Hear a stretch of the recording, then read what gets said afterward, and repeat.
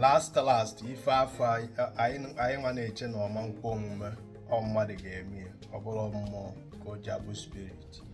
Now in na-afụ headline si from Punch News online na president anyị ọ dị ka fa na-ache report. Do you understand me? Na headline Punch ebe ọ sị that na Tinubu to get panel's report on Plateau llings. Do you understand me? So last ife afọ ekwere ofe omume fe ebido gị ime because of gịnị ndị mba America. Do you understand me?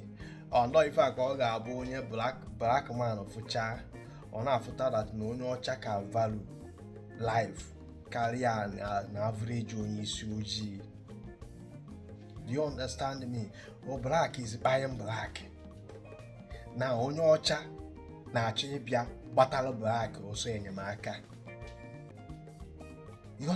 So sometimes o nwere ya m na-afụ like this, adị m ebere m ndị a na-afụ ndị ọcha as na fa bụ God. Because so many of us nwere problem. Ma mụ na gị ma ndị na-achị anyị ma religious leaders anyị, all of us bụ ndị ojii the problem. Anyị na-abịa were religion anyị buru ụzọ, were tradition anyị butere ya ụzọ, were tribe anyị bute ụzọ instead of ibu humanity ụzọ. Because ọ bụrụ that na mụ na gị na-abụ value life, value humanity, anyị ama na-agabiga ife anyị na-agabiga today. If anyị ji agabiga things anyị na-agabiga n'Africa today because we don't value life, we don't value humanity. Do you understand what I'm saying? Look at what Trump says, that ọ ya abịa ka o take care of ndị na-akpa anyị ndị mmadụ. Follow how so many of them is jumping up and down na-ekwu okwu so vigilante ka ọsị na ọgịnị. Anyị nwere country ebe bụ that na a na-akpa anyị ghara people. Unu a na-asị na ihe a bụ country ọ ya aba bịa igbuo imirikiti ndị mmadụ na ndị gburu ndị asef adị free.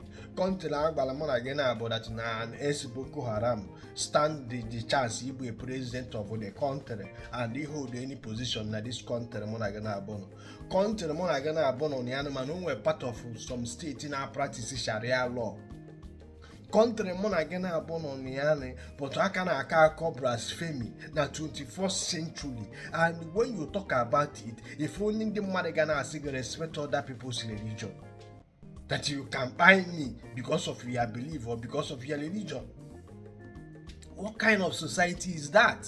But I na-ekwu like this na if ndị ga-apụta these people ndị too religious fanatics si na o nwere ife fa na-epele, God enweghị ike inwe power to fight for them. Now then they fight for their God, especially this religion called Israel. Do you understand me? Emechafa na-ekiri that Islam is a peaceful religion. Islam abụghị a peaceful religion. I'm na-agbakwa unu the truth. Look at all around the world ife na-eme n'ụwa. Ka ịghọta ndị na-akọs more conflict. Anyị ma na afa na-agbọ bụ Christianity na religion bụ nwanne. They are all Abrahamic religion. Ya ha bata na ya community fa achọ ka ha ewepụ nke bụ unu debe nke fa. Christianity emego nke fa melie.